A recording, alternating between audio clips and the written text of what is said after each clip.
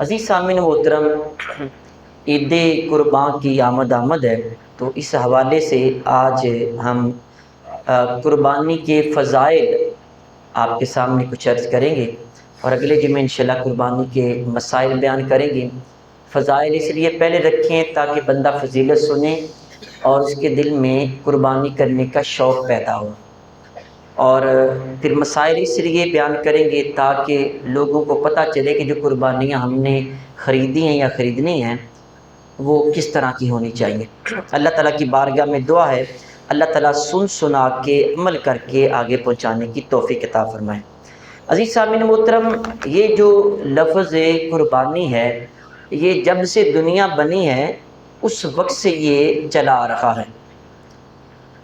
جیسے دنیا کی ابتدا ہوئی ساتھ اس قربانی کی بھی ابتدا ہوئی، اور ابھی تک یہ قربانی چل رہی ہے اور قیامت تک یہ قربانی چلتی رہے گی۔ قربانی کرنے سے ملتا کیا ہے؟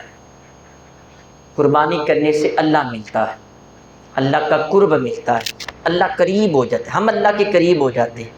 اگر آپ چاہتے ہیں کہ ہم اللہ کے قریب ہو جائیں یا اللہ ہمارے قریب ہو جائے تو پھر یاد رکھیں آپ کو قربانیاں دینی پڑے گی، اور قربانی خوش اسلوبی کے ساتھ، خوش دلی کے ساتھ اور اچھے موڈ کے ساتھ، بوجھ سمجھ کے نہیں، دل کی اچھی کیفیت کے ساتھ اور ذہن کی وسعت کے ساتھ یہ دینی چاہیے، پھر یہ قربانی اللہ کی بارگاہ میں قابل قبول ہوتی ہے۔ یہ جو قربانی ہے یہ حضرت آدم علیہ السلام کے دور سے ہی اس کا آغاز ہو چکا تھا۔ حضرت آدم علیہ السلام کی اس قربانی کے بارے میں اللہ تعالیٰ قرآن پاک میں ارشاد فرماتے ہیں وَاتْلُ عَلَيْهِمْ نَبَأَ ابْنَيْ آدَمَ بِالْحَقِّ إِذْ قَرَّبَا قُرْبَانًا فَتُقُبِّلَ مِنْ أَحَدِهِمَا وَلَمْ يُتَقَبَّلْ مِنْ الْآخَرِ، کہ حضرت آدم علیہ السلام کے بیٹوں کی خبر سرکار کو فرمایا کہ ان کو سنائیں کہ انہوں نے قربانی کی تو ایک کی قربانی اللہ کی بارگاہ میں قبول ہوئی جبکہ دوسرے کی قربانی قبول نہ ہوئی۔ اچھا، اس وقت جو قربانی کا انداز تھا وہ ہمارے جیسا نہیں تھا۔ ہمارے ہاں تو قربانیاں یہ ہم اس کو یعنی کہ ذبح کرتے ہیں اور گوشت کھاتے ہیں، خون بہہ جاتا ہے، لیکن وہاں اس دور کی قربانی کا انداز ہی مختلف تھا کہ وہ قربانی آسمان کی طرف سے آگ آتی تھی اور جس کی قربانی قابل قبول ہوتی وہ کھا جاتی، جس کی قربانی قبول نہیں ہوتی وہیں پڑی رہتی۔ اب آپ دیکھیں ذرا، یہ بھی بڑا اللہ کا خاص کرم ہے کہ اب جن کی قربانیاں قبول نہیں ہوتی تو مالک سارے لوگوں کے سامنے اس کا پول نہیں کھولتا ہے۔ یہ بھی صدقہ سونے مدینے والے صلی اللہ علیہ وسلم کا ہے۔ اگر ہماری قربانی قبول نہیں بھی ہوتی ہے تو وہ سب کے سامنے نہیں بتایا جاتا ہے، یہ بھی خاص کرم ہے۔ بہرکیف یہاں پہ واقعہ کچھ اس طرح سے پہلی قربانی کا کہ حضرت آدم علیہ السلام کے ہاں ایک حمل سے 2 بچے پیدا ہوتے، ایک لڑکا اور ایک لڑکی، اور جب دوسرے حمل سے پیدا ہونے والے جو لڑکا لڑکی ہوتے ان کے ساتھ ان کی شادیاں کر دی جاتی۔ جو لڑکا ہوتا اس کی دوسرے حمل کے والی لڑکی کے ساتھ، اور جو لڑکی ہوتی اس کے دوسرے حمل والے لڑکے کے ساتھ شادی کر دی جاتی، اس طرح کراس یہ کر دی جاتی شادی۔ حضرت آدم علیہ السلام کے پاس ایک حمل سے پیدا ہونے والے جو لڑکا لڑکی تھے، ایک کا نام حابیل تھا اور اس کی بہن کا نام لیودا تھا، اور دوسرے حمل سے پیدا ہونے والے جو بہن بھائی تھے، ایک کا نام قابیل تھا اور اس کی بہن کا نام اکلیمہ تھا۔ اب یہ دنیا میں یہ سب سے پہلے قربانی کی ابتدا کیسے ہوئی؟ تو حضرت آدم علیہ السلام نے یہ فرمایا کہ جو لڑکی ہے پہلے حمل سے وہ دوسرے حمل والے لڑکے کے ساتھ اس کی شادی ہوگی، یعنی لیودا کی شادی قابیل سے اور حابیل کی شادی اکلیمہ سے ہونی تھی۔ جب یہ شادی طے پائی تو جو قابیل تھا اس نے کہا کہ مجھے یہ والی شادی قبول نہیں ہے۔ حضرت آدم علیہ السلام نے پوچھا بھی تم کیا چاہتے ہو؟ کہنے لگا جی میں اکلیمہ کے ساتھ شادی کروں گا۔ حضرت آدم علیہ السلام نے فرمایا کہ بیٹا بات یہ ہے کہ سگی بہن کے ساتھ شادی کرنے کی اجازت نہیں ہے، تو لہٰذا اکلیمہ کے ساتھ نہیں لیودا کے ساتھ تمہاری شادی ہوگی۔ اب یہ جو قابیل تھا اس نے کہا جی یہ تو آپ اپنی طرف سے کہہ رہے ہیں، یہ تو آپ کی اپنی رائے ہے، والد صاحب سے وہ اپنی آرگو کرنے لگا، یہ تو آپ کی اپنی رائے ہے، اللہ کا تو فرمان نہیں ہے، لہٰذا میں شادی کروں گا تو کلیمہ سے کروں گا۔ حضرت آدم علیہ السلام نے فرمایا اچھا یہ میری رائے ہے، اللہ کا حکم نہیں ہے، چلو تم ایسے کرو، قربانی کرو، جس کی قربانی قبول ہوگی وہ سچا ہوگا، جس کی قربانی قبول نہیں ہوگی وہ جھوٹا ہوگا۔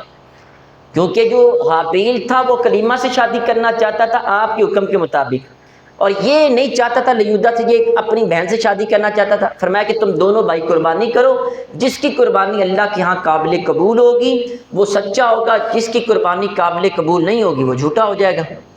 اچھا اب دونوں نے کہا چلو ٹھیک ہے، ہمیں یہ بات قبول ہے، یہ فیصلہ قبول ہے۔ اب جو حابیل تھا اس نے ایک مینڈا یا بکری لی اور ایک جگہ جا کے پہاڑ پہ کھڑی کر دی، اور یہ جو قابیل تھا اس نے اپنے کھیت میں سے جو غلہ تھا اس کا ایک کچھ حصہ لیا اور جا کے پہاڑ کے اوپر اس نے رکھ دیا۔ اب اصول یہ تھا کہ آسمان سے آگ آنی تھی، آ کے اس نے قربانی کو کھا لینا، جس کی کھا جاتی وہ یعنی ٹھیک قبول تھی، جس کی نہیں کھانی وہ قبول نہیں تھی۔ اب آسمان کی طرف سے آگ آئی تو اس نے وہ جو مینڈا یا بکری تھی اس کو کھا لیا اور غلے کا ڈھیر وہاں چھوڑ دیا۔ اب جب حضرت آدم علیہ السلام نے یہ دیکھا تو آپ نے فرمایا قابیل کو دیکھو میں نے تمہیں کہا تھا نا کہ بہن کے ساتھ شادی کرنے کی اجازت نہیں ہے، تم کہتے تھے یہ آپ کی اپنی رائے ہے، دیکھو یہ میری رائے نہیں ہے، یہ اللہ کا بھی حکم ہے، اس لیے تمہاری قربانی قبول نہیں ہوئی ہے، تو لہٰذا اب تمہارے لیے یہ لازم ہے کہ تم شادی کرنی ہے تو لیودا سے کرو، اکلیمہ سگی بہن سے تمہاری شادی کرنا یہ جائز نہیں ہے۔ اب اس کے بعد حضرت آدم علیہ السلام مکہ شریف کی طرف چلے گئے، پیچھے سے جو قابیل تھا اس نے جب اس سے پوچھا گیا کہ تم اکلیمہ سے شادی کیوں کرنا چاہتے ہو تو اس نے یہ کہا تھا کہ کیونکہ اکلیمہ زیادہ خوبصورت ہے اس لیے میں اس سے شادی کرنا چاہتا ہوں، اور اس بنا کے اوپر قابیل نے اس دنیا میں سب سے پہلا اپنے سگے بھائی حابیل کا قتل کیا، سب سے پہلا قاتل وہ تھا۔ اب یاد رکھیں جس گناہ کی ابتدا جو بندہ کرے گا، یہ بڑے غور سے سننے والی بات ہے، یہ سوشل میڈیا کا دور ہے، یہاں ٹک ٹاک بنانے والے، یہاں پہ واٹس ایپ گروپ چلانے والے، فیس بکیں چلانے والے یا یوٹیوب پہ چینل بنانے والے، یہاں پہ ولگیرٹی، بے حیائی، بغیرتی، بے شرمی آگے پھیلانے والے اور نت نئے نئے گناہوں کا آغاز کرنے والے میرے دوست بھائی بیٹے غور سے سنیں۔ حضور صلی اللہ علیہ وسلم نے اسی واقعے کو مد نظر رکھتے ہوئے فرمایا کہ دنیا میں اب جتنے بھی قتل ہوں گے ان تمام قاتلوں کو بھی گناہ ملے گا، اور ان تمام قاتلوں کا جو گناہ ہے وہ قابیل کے ذمے میں بھی جائے گا، اس کے نامہ اعمال میں بھی شامل ہوگا، ان کے گناہ میں بھی کمی نہیں ہوگی اور اس کے گناہوں میں مزید اضافہ ہوتا چلا جائے گا۔ اب یہاں پہ نت نئی نئی جگتیں نکال کے، نئے نئے انداز نکال کے ہم وہ چاہتے کوئی ایسا انوکھا کام کیا جائے وائرل ہونے کے لیے، چاہے اسلام کا کوئی وہاں معیار یا شعار باقی رہے یا نہ رہے، چاہے کچھ بھی ہو، چاہے اللہ تعالیٰ کے جو شاعر ہیں جن سے جو اللہ کی نشانیاں ہیں جن کا تعلق اللہ کے ساتھ ہے، مثلا جنت کا تعلق، دوزخ کا تعلق، مسجد کا تعلق، مدرسے کا تعلق، قبرستان کا تعلق، یہ خانہ کعبہ کا روزہ، یہ تعلق اللہ کے ساتھ ہے، یہ شاعر اللہ ہیں، ان کا بھی اگر استہزاء اور مذاق اڑانا پڑے تو لوگ اڑاتے ہیں۔ یاد رکھنا یہ جو گناہ تم یہاں پہ وائرل کر رہے ہو، جتنے لوگ وہ گناہ کریں گے جو تم نے شروع کیا تمہیں بھی گناہ ملے گا، اور وہ جو لوگ گناہ کریں گے وہ گناہ بھی تمہارے کھاتے میں ڈالے جائیں گے۔ یہ قربانی کی ابتدا سب سے پہلے حضرت آدم علیہ السلام سے ہوئی، یہ قربانیاں ہر دور میں رہی۔ اب اس سے آگے چلے، جس نبی علیہ السلام کی سنت کو ہم ادا کرتے ہیں وہ ہے حضرت ابراہیم علیہ السلام۔ اب یہ دیکھیں قربانی کس چیز کا نام ہے؟ کیا قربانی وہ کھانے پینے کا نام ہے؟ تو اس کے بارے میں قرآن پاک میں اللہ تعالیٰ فرماتا ہے کہ لن ینال اللہ لحومها ولا دماؤها ولکن ینال التقوی منکم۔ اللہ فرماتے ہیں ہرگز ہرگز ہرگز قطعاً بھی تمہارے یعنی جو قربانیاں ہیں ان کا گوشت اور خون اللہ کے پاس نہیں پہنچتا ہے۔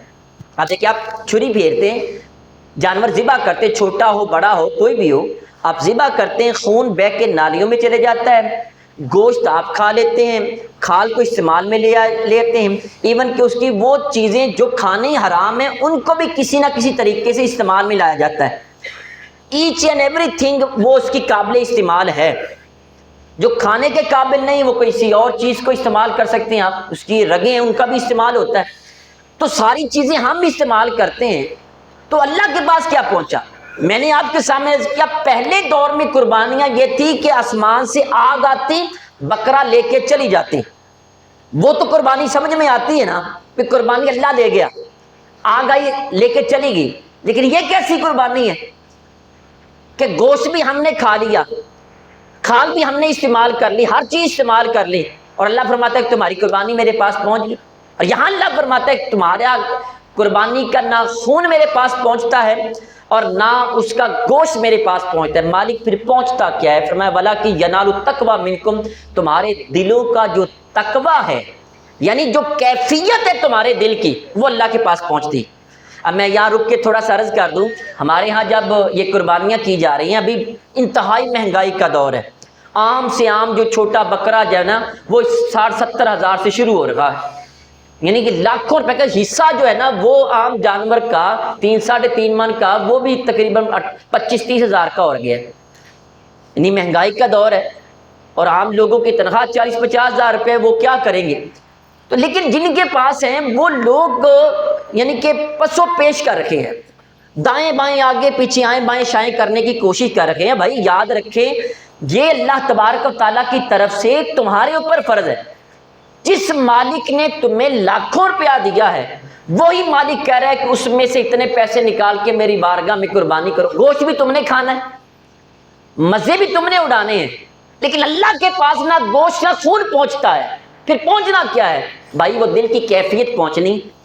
اب کیفیت دل کی یہ ہے کہ ہم یہ کہتے ہوئے نظر آ رہے ہیں جی بڑے حالات ٹائٹ ہے گئے نہیں ہونا، بس تو وڈی عید بھی آ گئی، قربانی بھی کرنی ہے، قربانیاں نے بھی آگی لگی ہے، وہ تو ہاتھ ہی نہیں لایا جانا۔ یہ اس طرح کی جو بات ہے، یعنی اگر بندہ یہ بیزاری کے ساتھ کہہ رہا ہے، نفرت کے ساتھ کہہ رکھا ہے، تو یاد رکھنا اس قربانی کے ساتھ تمہیں گوشت تو کھانے کو مل جائے گا لیکن اللہ کا قرب نہیں ملے گا تمہیں۔ اپنی ذہنی کیفیت کو، اپنی مینٹلٹی کو اور اپنے دل کی کیفیت کو درست کریں اور خوش ہو کے اللہ کی بارگاہ میں قربانی کیا کریں۔ اور یہاں پہ وہ دل کی کیفیت ہی پہنچتی ہے۔ اب دیکھیں حضرت ابراہیم علیہ السلام سے قربانی کا آغاز ہوا، تو یہ قربانی جو ہے وہاں پہ کس چیز کو دیکھا گیا؟ وہ دلوں کی کیفیت کو دیکھا گیا۔ حضرت ابراہیم علیہ السلام پہلی بات ان کے ہاں اولاد نہیں تھی، وہ بڑھاپے کی عالم میں اللہ تعالیٰ نے بیٹا دیا۔ اب بیٹا باپ سمجھ لے کہ جب 10-12 سال کا ہو گیا، اس وقت اللہ تبارک و تعالیٰ کی طرف سے ان کو خواب نظر آیا کہ بیٹے کو قربان کر رکھیں۔ پھر آیا خواب، تو آپ تیار ہو گئے۔ اب آپ دیکھیں کہ یہاں پہ حضرت ابراہیم علیہ السلام کی کیفیت دیکھیں، ایک بیٹا آخری عمر میں ملنا، اور پھر وہ بیٹا اتنا بڑا ہو جائے کہ باپ کا چھوٹے موٹے کام کر لے۔ بچے انسان کے لیے انتہائی محبوب ترین ہوتے ہیں۔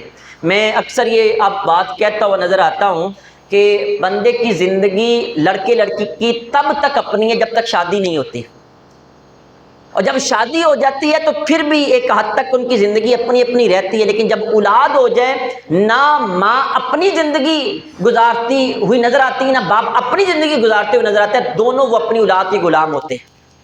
نہ شوہر بیوی کا غلام ہے نہ بیوی شوہر کی غلام ہے، دونوں اپنی اولاد کے غلام ہیں۔ رات 3 بجے شہزادہ اٹھ کے وہ رونا شروع کر دے، مجال ہے آپ سو پائیں، اس کو دودھ دینا پڑے گا، اس کی خدمت کرنی پڑے گی۔ اولاد کے سامنے بندہ بے بس ہوتا ہے۔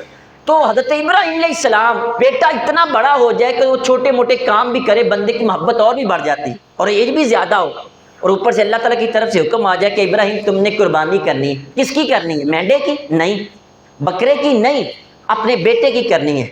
تو ابراہیم علیہ السلام بالکل بھی، اور نبی علیہ السلام کا جو خواب ہے وہ وحی الہی ہوتا ہے، تو آپ نے اپنے دل کی کیفیت کے اوپر مکمل اللہ کی رضا پہ راضی ہوتے ہوئے کہا کہ ہاں مالک میں اس کی قربانی کروں گا۔ بیٹے کے بعد بات شیئر کر دی، بیٹے نے بھی کہا کہ ٹھیک ہے جی۔ اب اس سے آگے چلے کہ جب حضرت ابراہیم علیہ السلام اپنے بیٹے کو لے کے گئے، کہا بیٹا میں نے یہ خواب دیکھا ہے تو لہٰذا تم نے قربانی تمہاری کرنی ہے۔ تو بیٹے کا قربان ہونا، علماء کہتے ہیں بیٹے کا قربان ہونا بھی بڑی عظیم قربانی ہے، لیکن اس سے بڑی قربانی وہ باپ کی تھی۔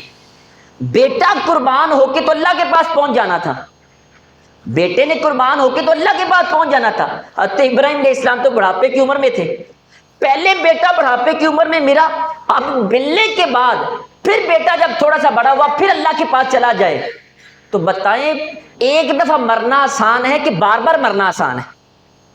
ایک دفعہ گلے پہ چھری پھری بندہ گیا، اصل اچھا ہمارے ہاں یہ کہتے ہیں نا جی میں تو دین اسلام کے لیے حضور کے نام پہ زندگی قربان کرنے کے لیے تیار ہوں۔ یہ مرنا بڑا آسان کام ہے، بندہ کوٹھے پہ چڑھے چھلانگ لائے مر جائے گا، کیا ہے اس میں؟ اصل مرنا یہ ہے کہ صبح تہجد کے وقت بندہ اٹھے، ٹھنڈے پانی سے وضو کرے، مسجد میں آئے، کاروبار کے لیے دکان بند کرے اور مسجد میں آئے، اللہ اس کے رسول کی رضا کے لیے آنکھیں اپنی بازار میں بیٹھ کے بھی جھکا کے رکھے، دل یہ کہے دماغ یہ کہے دیکھ اس کو، بندہ کہے نہیں دیکھوں گا میرے مالک نے منع کیا۔ اصل یہ مرنا ہوتا ہے، بندہ سب کچھ چھوڑے، اپنی لگژری لائف کو چھوڑے۔ اچھا شدید گرمی ظہر اثر کے وقت ہوتی ہے، اے سی سے بندہ اٹھے سیدھا مسجد میں آئے، اصل یہ مرنا ہوتا ہے۔ تو عزیز سامعین محترم، یہ جو بار بار مرنا ہے یہ ایک بار مرنے سے بہت سارا مشکل ہے۔ تو حضرت ابراہیم علیہ السلام کے بارے میں یہ آتا ہے کہ آپ نے بیٹے کے گلے کے اوپر چھری چلائی، تو جیسے ہی آپ نے چھری چلائی چھری چلی نہیں ہے۔ اب سگا بیٹا نیچے لیٹا ہو اور بیٹے نے کہا باپ ابا جان آنکھوں پہ پٹی باندھ لیں، منہ الٹا کر دیں، اور اب چھری بیٹے کے گردن کے اوپر چلا رکھے ہیں، چھری چل نہیں رہی، دوبارہ آپ اس کو تیز کرتے ہیں۔ ذرا تصور میں لائیں، آپ یہ کہیں کہ آپ کا بیٹا ہو تو آپ کیا کریں گے وہاں پہ؟ تو دوبارہ چھری کو تیز کرتے ہیں، پھر بیٹے کے گردن پہ چلاتے ہیں، چھری چلتی نہیں ہے۔ یہ اور بھی صبر کا مقام بڑھتا چلا جا رہا ہے، تیسری مرتبہ زور سے چھری چلاتے ہیں، اور وہ جب چھری چلتی ہے تو ابراہیم علیہ السلام کے وہم و گمان بھی نہیں تھا کہ میں یہ چھری وہ مینڈے کی گردن پہ چلا رہا ہوں، آپ نے اپنے بیٹے کی گردن پہ چھری چلائی تھی۔ یہ ہوتی دل کی کیفیت، اللہ کی رضا کے لیے اس کو چینج کرنا، یہ اصل میں قربانی ہے۔ اور عزیز سامعین محترم، حضرت ابراہیم علیہ السلام کا جو صبر ہے وہ حضرت اسماعیل علیہ السلام کی قربانی سے بھی زیادہ بڑا تھا۔ آپ کو پتہ ہے کہ بندہ ہر چیز برداشت کر لیتا ہے، لیکن اولاد کا دکھ یا غم برداشت نہیں کر سکتا۔ وہ حدیث میں آتا ہے کہ یہ جو اولاد ہے یہ فتنہ ہے، آزمائش ہے بندے کے لیے۔ حضور صلی اللہ علیہ وسلم نے یہ اولاد کی خاصیت بیان کی، فرمایا کہ یہ جو بیٹا یا بیٹی ہوتی ہے نا اولاد، یہ بندے کو بزدل بھی بنا دیتے ہیں، بندے کو کنجوس بھی بنا دیتے ہیں، بندے کو غم میں مبتلا کرتے ہیں۔ یہ بالکل ہے۔ اب بھائی یہ اتنی سخت گرمی میں اوپر سے بھی سورج آگ برسا رہا ہے، نیچے سے بھی گرمی ہے، اور بندہ دھوپ میں کھڑے ہو کے بچوں کے لیے روزی روٹی کما رہا ہے، بچے پنکھے کے نیچے بیٹھے ہوئے کس لیے کر رہا ہے؟ بچوں کے لیے کر رہا ہے۔ یہ انسان کے لیے بہت بڑی آزمائش ہے۔ اور ابھی یہاں اتنی سخت گرمی میں فون آ جائے جی آپ کے بیٹے کو کچھ ہو گیا ہے، تو بندہ سب کچھ چھوڑے گا، دوڑ پڑے گا وہاں، گھر میں روپیہ بھی نہ ہو لاکھوں روپیہ پکڑے گا اور بیٹے کے لیے قربان کر دے گا، بیٹی کے لیے قربان کر دے۔ یہ اولاد بہت بڑی آزمائش ہے، اور پھر اس اولاد کے گلے کے اوپر چھری چلانا بڑے کمال کی بات ہے۔ تو اصل جو ہے اللہ تعالیٰ کی بارگاہ میں دلوں کی کیفیت پہنچتی ہے۔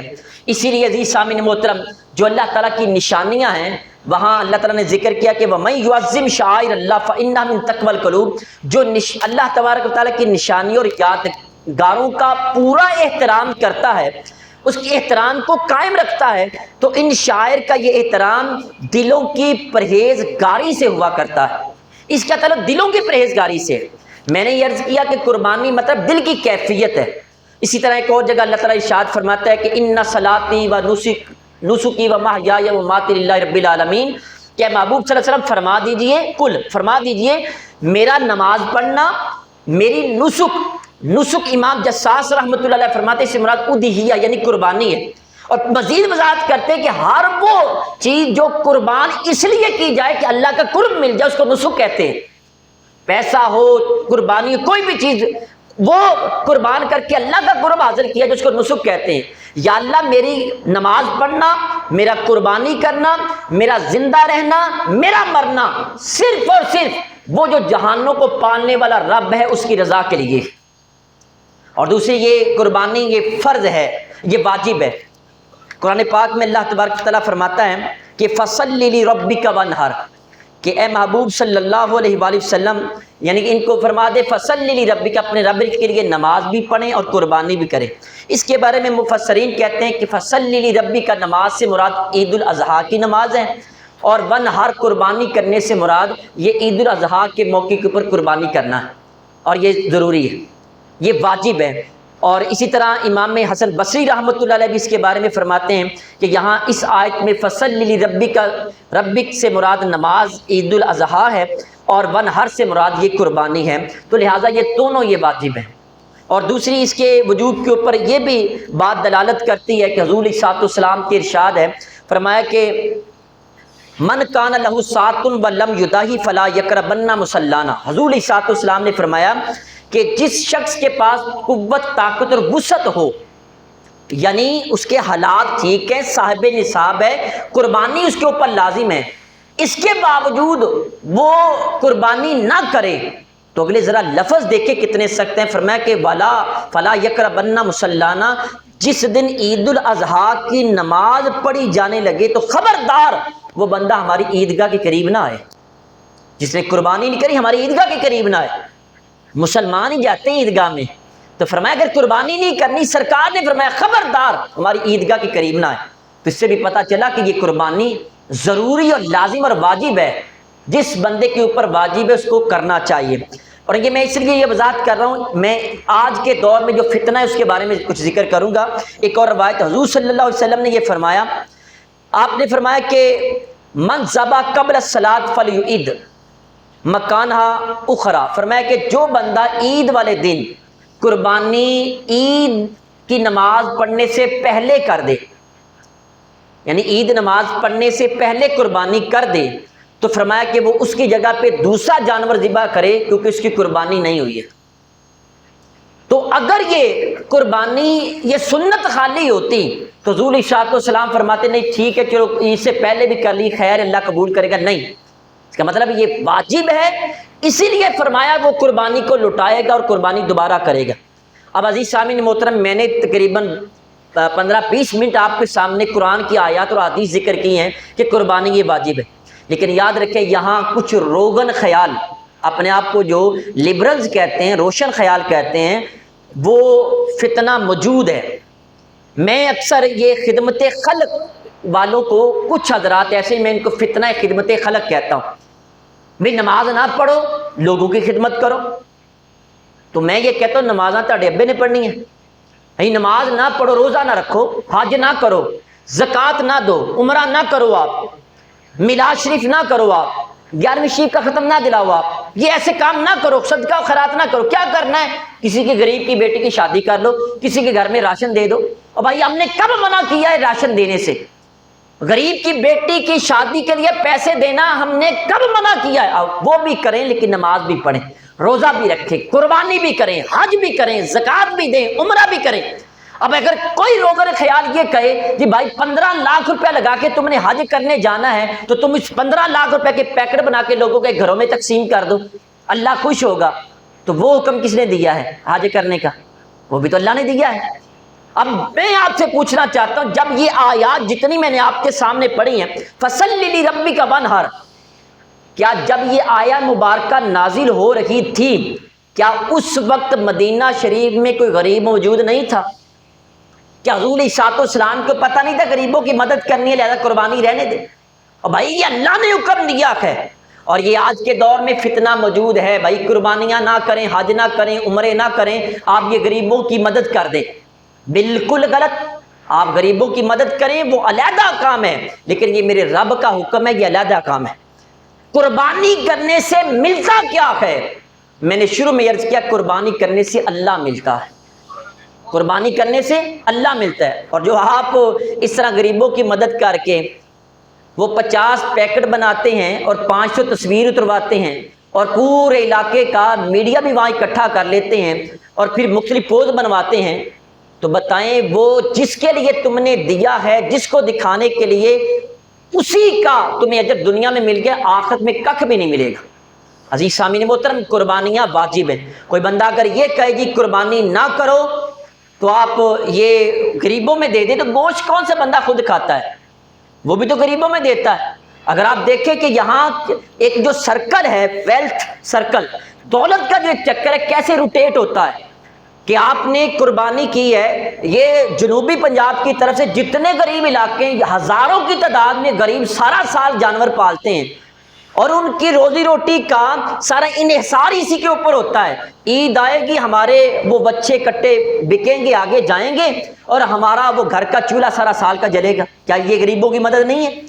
یہاں آپ دیکھیں جو منڈیوں کے اندر وہ تمبو لگے ہیں، پانی بکتا ہے، مزدور آتے ہیں، لوگ آتے ہیں، کیا یہ وہ سرکولیشن دولت کی نہیں ہے؟ غریبوں کا بھلا نہیں ہوتا؟ عزیز سامعین محترم، اللہ تبارک و تعالیٰ نے جو چیز فرض کی ہے وہ اسی انداز میں فرض رہے گی. ہاں، جو چیزیں رفع عامہ کی ہیں، جو لوگوں کی مدد کرنا ہے، وہ آپ نے اپنے لیے کرنا ہے. اگر وہ کرتے ہیں تو وہ بھی اللہ کی رضا کے لیے، لیکن وہ اللہ کا حکم، بات یہ اللہ کا حکم ہے.